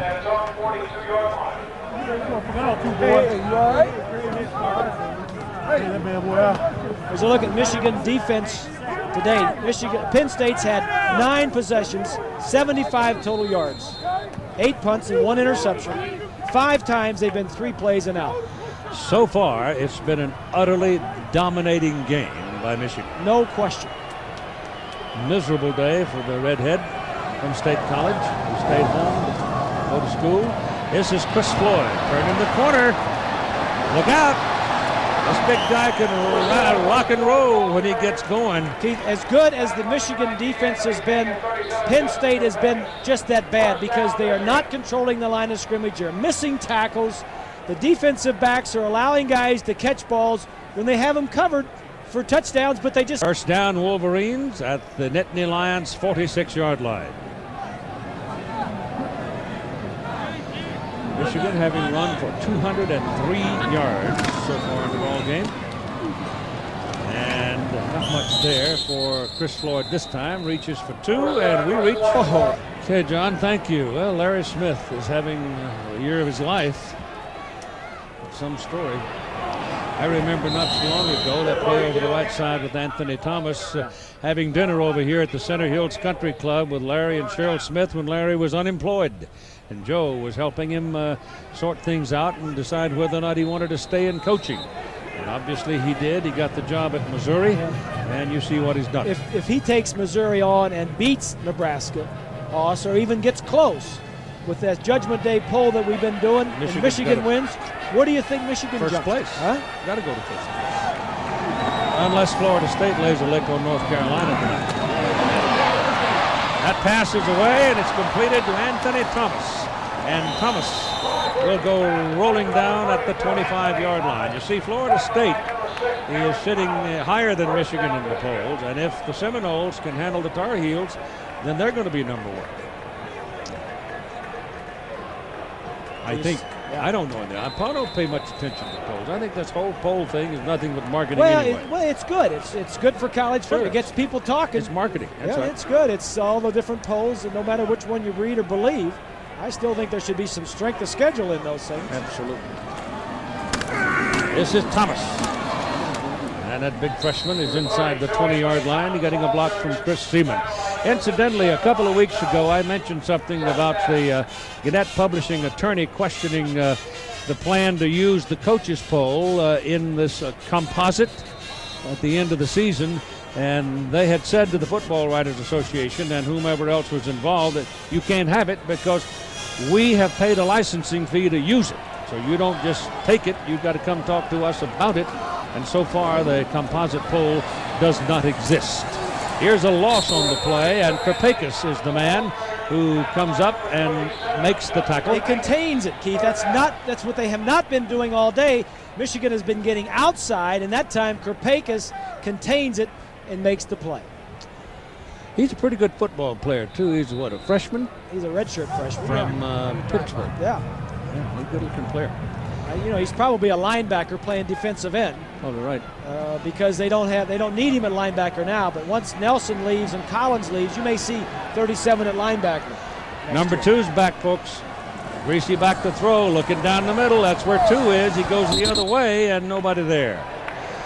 That time, Woodson drew double coverage. The previous time they ran that play, those two defenders left him alone and he walked into the end zone. This time, two guys went with him. Yeah. There we go. Here's a look at Woodson.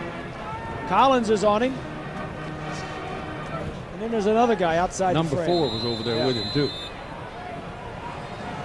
Derek Fox. 42-yard field goal try now for Craig Baker. He's made a 29-yarder earlier, opening score of the game. A lot of leg.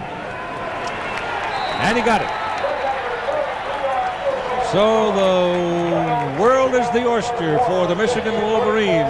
34-0 with 1 minute and 3 seconds to play in the third quarter.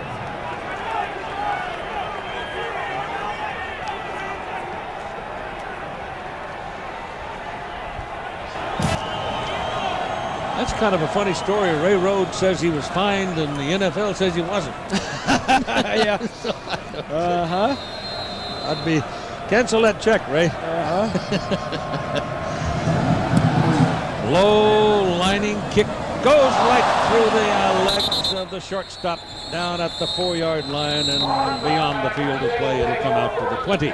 Kenny Watson didn't get the glove down on that one.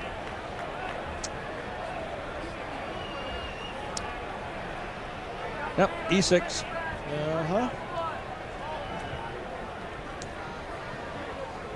Put it on the 20. It's a very quiet, big old stadium. A record crowd of 97,498, and they're just stumped. And Michigan came in and quieted them down right from the start. That pass was thrown in the direction of Concho Brown and misses a little bit behind him. Either that or he had turned the wrong way, and once again we've got a light rain falling. Query has not played well the last few games, Keith. He started out great the first 4 games, and then the last few games has not done as well. And Franny Ganner was saying yesterday he was looking for the deep pass, and he was looking for Jurevicius too much. But these type of conditions now where the rain's coming down, it's tough because the ball's going to be wet. It's going to be flying over everywhere. Here's your reverse with Chaffee Fields coming back into traffic and being taken down at the 25. And so they'll be looking at 3rd down and 5 with Deonne Jones making the tackle. Joe Paterno, the biggest defeat at home. 1984 to Pitt. I think that might be in danger here today. The worst was back in '66 when they lost to UCLA. And that was a game I think I might have done out on the West Coast. That ball is thrown to Joe Brown. It's intercepted. It was intended for Concho Brown, and now they wave it. Knocked it out, yeah.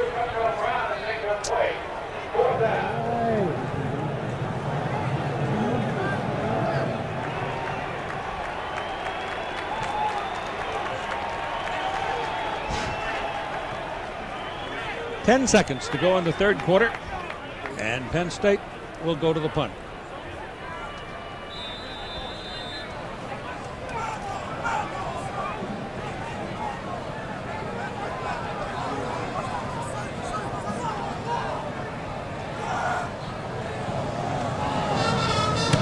Pigeon gets it out. Oh, that's a good kick. Woodson takes it and goes down at about the 29-yard line. And 2 ticks remain on the third quarter clock as the Michigan offense returns to the field.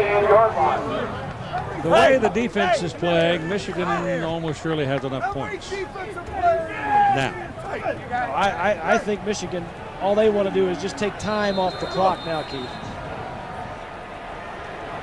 It's one of those days. They go to Madison, Wisconsin next week. Penn State will go to Purdue, and both Purdue and Wisconsin won close, tough games today. With Wisconsin beating Iowa up at Madison. Did I hear somewhere where Ron Dane was injured in that ball game? I didn't hear that. I don't know. Chris Howard carries, and we have played 3 quarters. We go to the final quarter of play at State College, Pennsylvania. 34-0. Michigan leading Penn State. It'll be 2nd down and 2 for the Michigan Wolverines. The ball is just outside their own 38-yard line. They send it into the middle, and the second effort, no, not enough. So they'll go down at the 39-yard line, and it'll be 3rd down and 1.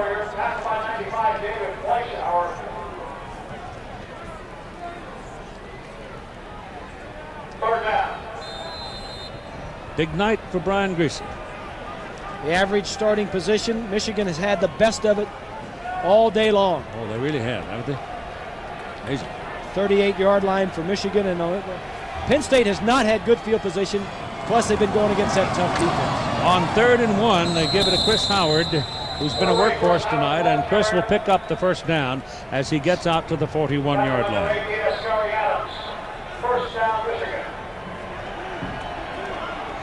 Ron Dane did suffer a sprained right ankle in the ball game against Iowa today, Wisconsin's big back. And they x-rayed him and it was negative, but it is a considerable sprain, we're told. So at least he'll be tender if he's able to play at all against the Wolverines next Saturday. Ball thrown right on the numbers to big old Mark Campbell, the tight end. Michigan has 3 tight ends. Campbell had a big day last week, and Brian likes all 3 of them. Well, he's 6'6", 253 pounds. It's like throwing the ball at an oak tree. It's a big target. Did you ever have anybody that big to throw the ball to? Oh, an offensive lineman. Not in any big tight ends. No, you didn't have any big No, tight I had ends. smaller tight ends. Mandich is I had probably a the biggest Michigan guy, tight right? end named Jim Mandich. Yeah. He could catch, but he couldn't block. He couldn't block. He couldn't block his sister. That's another Michigan 1st down. And here's John. A lot of people. Nebraska's got a lot of folks to run at you. It can wear you out. Greasy back, wanted to go deep and throws too high, and the pass is incomplete, intended for Aaron Shea. And Aaron's liable to come back and say, him. Throw it sooner and I can make the catch. I've heard that a few times. And I'm sure Brian will tell him something like, hey, I was just throwing it away. 2nd down and 10.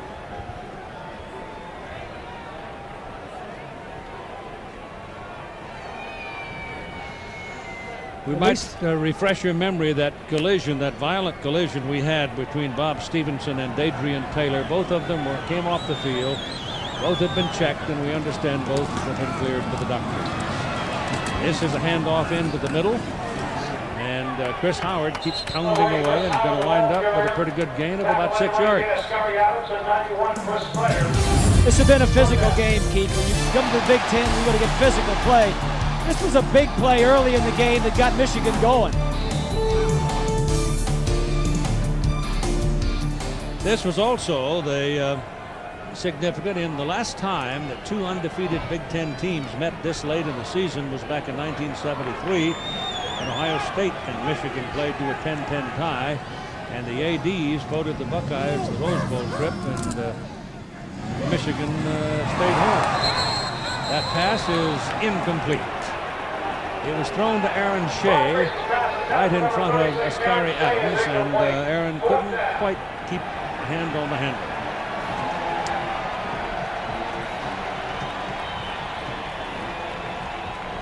Whoops, right through the arms. The field is held up beautifully. We thought there might be some trouble because it had about 2.5 inches of rain earlier over the last week, and the field was not covered until Thursday. But it's held up very well. 4th down, Wolverines punting. It is their 4th punt tonight. Benson hits it straight up. He wants to do that. He wants to kill it deep. Penn State comes up and makes a fair catch. He didn't get it very deep, though. The Lions will get the ball 1st down at their own 18-yard line with 12 minutes and 4 seconds to play in the game. Talk about great family nights out at the place. 34-0 Michigan. 4th quarter, 12 minutes and 4 seconds to play. Joe's hands are in his pocket now. He's forgotten all about the rain and everything else. He's thinking about next week. Yeah, he knows the outcome. There's the pretty good sized play right here with Curtis Enos carrying, getting it out to the 35-yard line and a first down for the Nittany Lions. The Home Depot coaches fact. Look at the work of Joe Paterno going from the decade of the 50s to 97. Back in the 50s, it cost $3. Today, it costs $30 to go to a game. Beaver Stadium seated 11,000, now 97,000. We had a record crowd today. There's a penalty flag on that play. So all manner of things have happened during the course of time that he's been here. The president was Truman when he came here. The president obviously now is President Clinton. He's been involved in 400 of Penn State's 713 wins, either as an assistant or a head coach.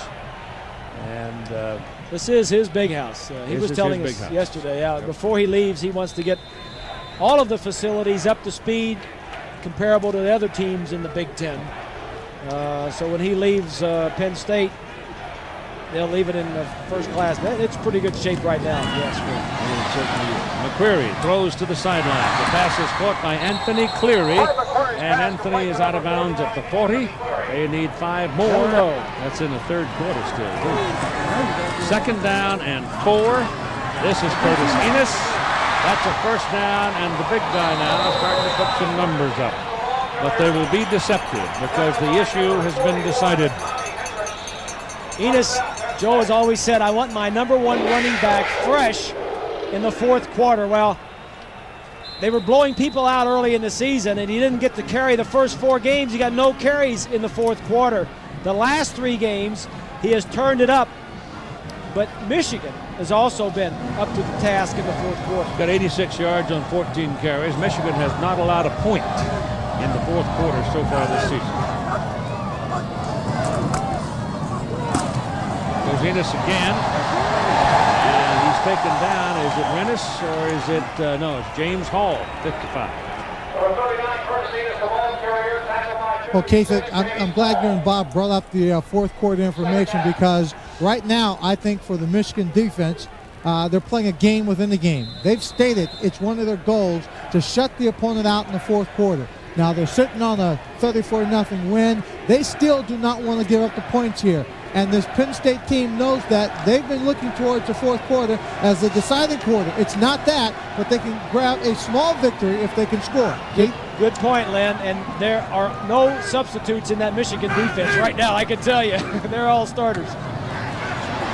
McQuarrie is going to go down. Yes. He lost the ball, didn't he? Or did he? I don't know. He looks like somebody was diving for a ball around the 45, but I guess not.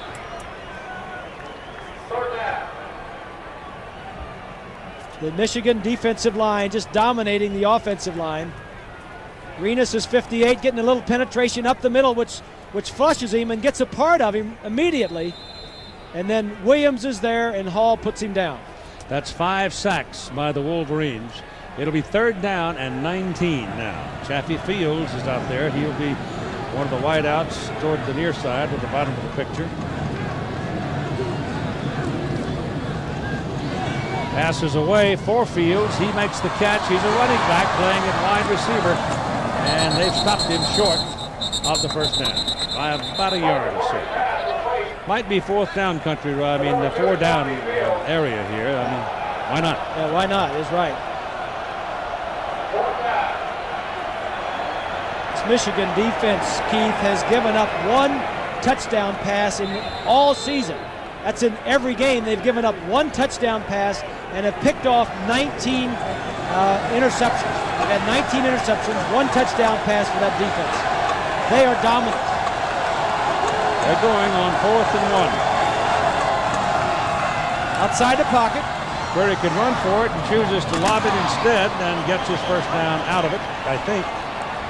Oh, it's close. Depends where they mark it. I think he's got it. Pettigrew was in between Wolverines. And they may want to measure.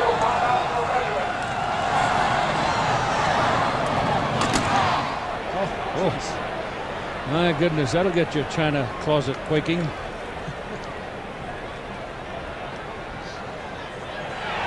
got it.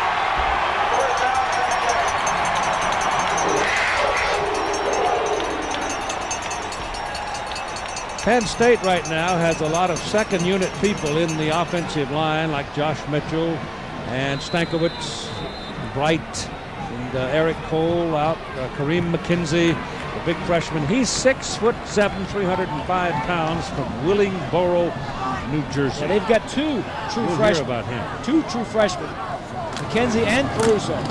This is Enos. Oh, look at that quickness. He's trying to fourth quarter him, and he's moving on down toward the Michigan goal line. And Jim Herman walking up and down the sidelines. His bunch has not given up a point, remember, in the fourth quarter. Enos has not given up. I mean, this kid is a great kid, Keith, and he will not quit.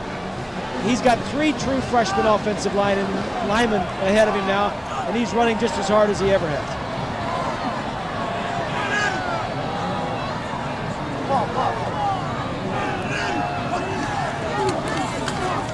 Goes again. And the Wolverines are not giving him easy yards. They're whacking him. 3 of them hit him on that play. The first one was Deontay Jones. And I think one of them was a little late. Yeah, Hendricks might well have been.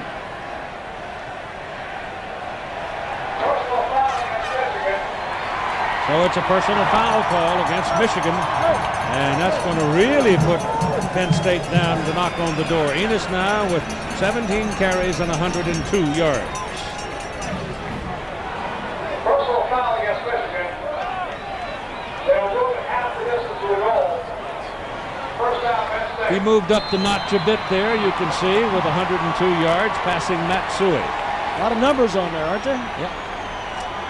A lot of real estate covered. The ball is just on the 10 now. The ball inside, actually, with the rear of it facing 10. Cordell Mitchell is in the backfield with Enos.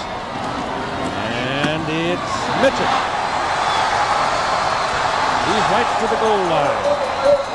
He sort of ran over Charles Woodson there. He bit Woodson backwards in order to get it down near the goal line. So it's going to be second down and goal from less than a yard.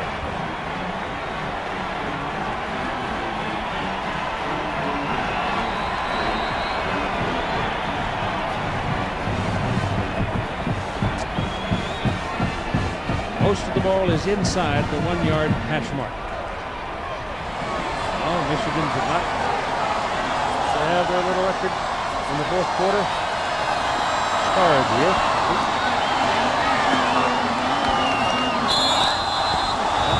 And out of time. Play clock. And McQuarrie, rather than give up the 5 yards at this point, spent the timeout. That's their last one. How about 6 minutes and 16 seconds remaining. Penn State, having won 3 in a row over the Michigan Wolverines, going to lose this one. The other Michigan victory came here too. The first time they played back in '93. This is Enos. Touchdown.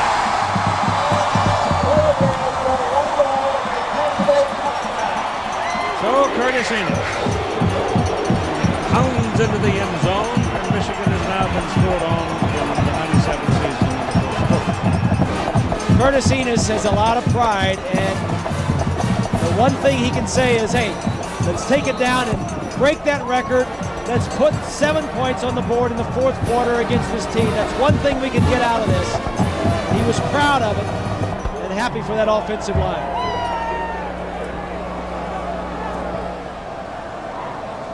They'll try for 2. 13 touchdowns for Curtis Enos. Still having a great year. We got an injury. He'll come out of this a little wiser too. Yeah, he started out the year just on fire and then has cooled down a little bit. They faced a superior defensive team here today. They will go for 2 here just for practice.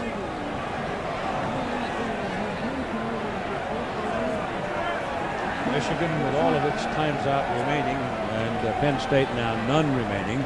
The other big game tonight, the Battle of the Unbeatens, is in Chapel Hill, North Carolina, with the Tar Heels hosting the Seminoles of Florida State. You know, the Seminoles, 7:30. they'll know the the outcome of this game, obviously. Yep. And they'll also know that either Nebraska certainly has struggled today or maybe getting beat. Yep. So if they win down there and win big, they could be one. It's good. Thrown to Curtis Enos. So it is Michigan 34, Curtis Enos 8. At 6:12 to play in the game.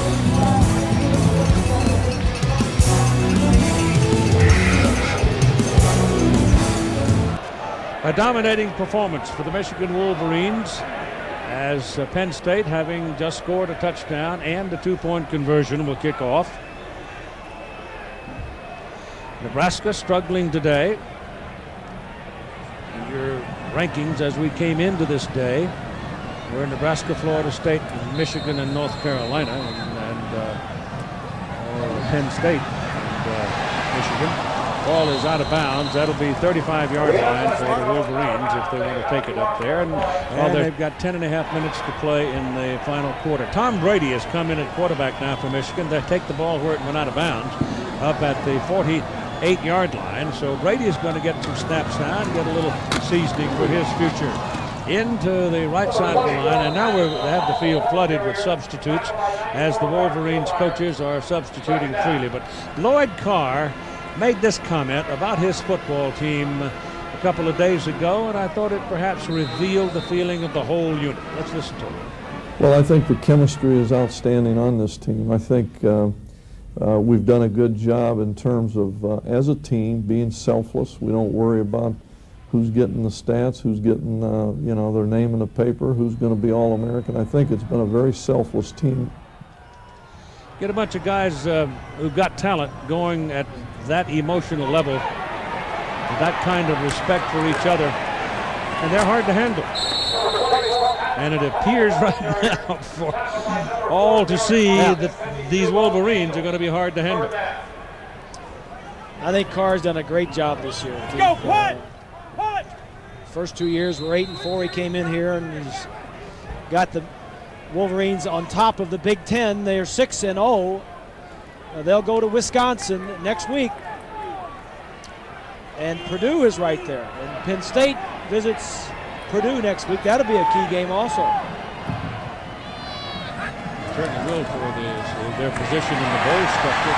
Brady slipped a little bit as he was setting up trying to throw, and he is knocked down back around the original line of scrimmage by Maurice Daniel. Tom Brady was out for about a month with a appendicitis. He had an appendectomy and went to the hospital one night and went to the front door. It was about 3 in the morning. He went to the front door and it was locked, so he went home.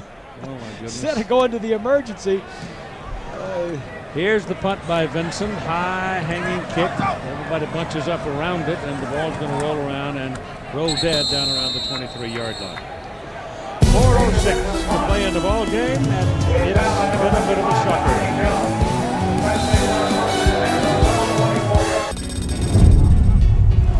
Carter in the middle, didn't make it. Here's Gary Collins throwing. Ingram, touchdown. Penn State. It's a play. Penn State. See you later. Touchdown, Penn State. Well, they started this competition back in '93. Michigan won the first one here. Then Penn State ran off 3 in a row, and now Michigan has won its second also here. And Penn State goes to the attack now. The pass is thrown, and it is incomplete up at the 40-yard line for Petus Pettigrew. We're running out the clock, as a matter of fact, in this ball game. Marcus Ray defending on that play. And the string has been broken for no scoring in the fourth quarter, so Ray comes out and other defenders are coming out. It was a brilliant night for the people who play in the trenches for Michigan. Tackle to tackle, both sides of the ball. The first half, however, it was particularly outstanding performance from Brian Greasy that rolled out to a 24-0 lead for the Wolverines, and they never looked back. Penalty flags on the field.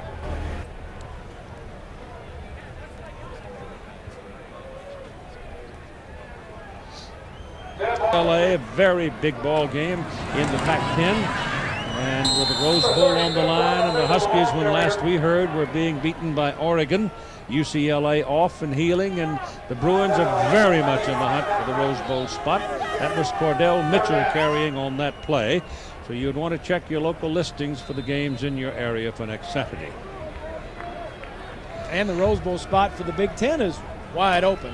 It still is, yes. And a lot of teams with one loss. Michigan is the inside track with no losses. They play Wisconsin there, and then they're home against Ohio State in 2 weeks. Query scrambling, and Mike will get it out to about the 30-yard line. So as we begin to clean this one up, let me tell you that our coordinating producer of ABC's college football is Tony Tortorisi. Today's game produced by Jay Rothman. Send all your cards and letters to him, please. Directed by Chip Dean. Our technical director, Gary Larkins. Associate producer, Margaret Schaefer. Associate director, Fred King. Production director, Scott Silberman. Technical operations manager, Jim Licata. This will be the 10th punt of the ball game for Penn State. And the folks are going home now. High kick, fair caught, dropped, and covered at the 24-yard line by Michigan. James Whitley, one of the freshmen, almost lost it. It's Michigan ball now as we run out the clock at Beaver Stadium, Penn State University. First down for the Wolverines. The quarterback is Scott Reisbach, who's back now, recovered from a hand injury and getting some playing time as well. And it's Patrick McCall carrying on that play. The Penn State defenders, those who have played much of the game, obviously kind of worn out now, and it's just a matter of letting the clock roll along. Let me pay our respects to the other ladies and gentlemen who've helped us today. Assistant to the producer, Chapman Downs and Jason Lewis. Our statistician is Mark Ametto. Spotter, Kelly Hayes. Computer stats, Craig Rothberg. Our sideline coordinator, Dick Schafter. And that noble, stout fellow down on the field suffering through the elements, Lynn Swan. He's held up magnificently. He'll be home in a little while, too. College football today produced by Charles Coplin. And look out. This is Ray Jackson, who's come off injury himself, getting some playing time and a big gain and a first down. College football today directed by Calvin Haywood. Our technical director, Gary Boyarsky. The New York remote coordinator, Bruce Clark. Hey, Keith. Yes, sir. Bob, I wanted to share a quote with you from Joe Paterno's press conference. Listen to this. He says, I think that young Greasy is probably very similar to his dad in that he is tough mentally and physically. He is smart. He has a great feel for the game. He is not interested in how many passes he completes or to whom he completes them. He is more interested in just getting the football moved down the field and uses all of the things he has with him. And in all honesty, Bob, I think he's a little bit better than you are. Yeah, but you didn't. I agree, Swanee. I agree. You didn't read the last part of that, or the part that I heard. And Joe said it tongue-in-cheek. He says, and besides all that, I think Brian's a little bit smarter than his dad because his dad's in TV. It's also worth remembering that the old man is 51 years old, too. Hey, what's wrong with that? You can't throw it as far as you used to. That's what. But he had the lowest golf score in the family this summer. Yes, and I was proud to tell him that, and he was not happy to hear that. We are now at 38 seconds to play in the ball game. We've got a player from Penn State shaken up and hurt on the play. Here are your Chevrolet most valuable players in the game. Brian Greasy from Michigan, 14 out of 22, 151 yards, 2 touchdowns. He gained 46 yards on 5 carries, and his father did not have a vote. The most valuable player is Curtis Enos from Penn State. Curtis had 18 carries for 103 yards, a touchdown, and a 2-point conversion catch. Chevrolet donating $1,000 to each school's general scholarship fund to reward outstanding students for academic achievements. It's been a Chevy tradition for more than a quarter of a century. 45-yard line. And since Joe Paterno is a great fan of Winston Churchill and often is heard to quote him in the talks he makes to young people and old people as well, I reminded him yesterday, there are times in your life when this old Churchill line will serve you well, and this is one of those days.